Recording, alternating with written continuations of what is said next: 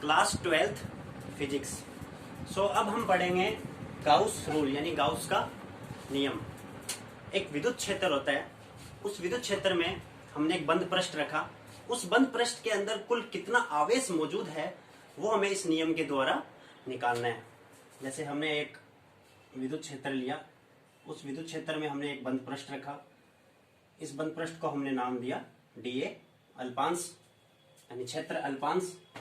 इस बंद पृष्ठ के अंदर कुल कितना आवेश मौजूद है ये हमें गाउस रूल के नियम के द्वारा व्यक्त करना है।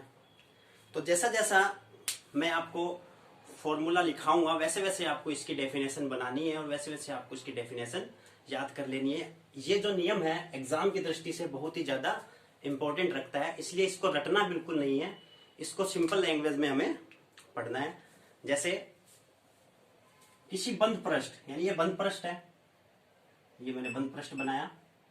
किसी बंद पृष्ठ से गुजरने वाला विद्युत फ्लक्स यानी किसी बंद पृष्ठ से गुजरने वाला विद्युत फ्लक्स उस बंद पृष्ठ के परिबद्ध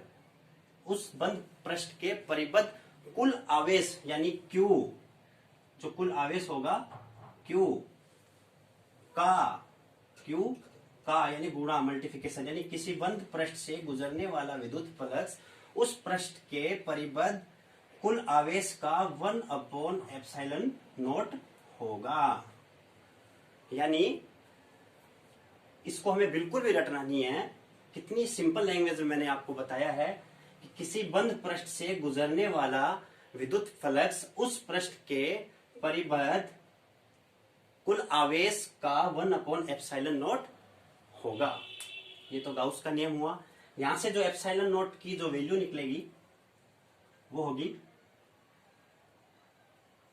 8.82 इंटू 10⁻⁻12। यहां से जो इसका मात्रक निकलेगा वो मैंने जो पढ़ाया था आपको कूलाम का नियम, उस नियम के द्वारा। जो नियम क्या था, force equal to K Q1 Q2 upon R square. जो K की यहां से वैल्यू होगी वो क्या होगी 1/4πε0 Q1 Q2 अपॉन R की स्क्वायर। यहां से ε0 की वैल्यू आसानी से निकल जाएगी, यानी ε0 इक्वल टू फोर्स नीचे आ जाएगा 1/4π force Q1 Q2 upon R की स्क्वायर। यहां से जो इसका मात्रक निकलेगा, जो 1/, फोर्स का जो मात्रक होता है वो होता है न्यूटन, इंटू जो Q1 Q2 है इसका जो मात्रक होगा वो यहां से हो जाएगा कूलाम के स्क्वायर और अपॉन मीटर स्क्वायर। यानी यहां से जो इसका मात्रक निकला वो निकला कूलाम स्क्वायर प्रति न्यूटन मीटर की स्क्वायर।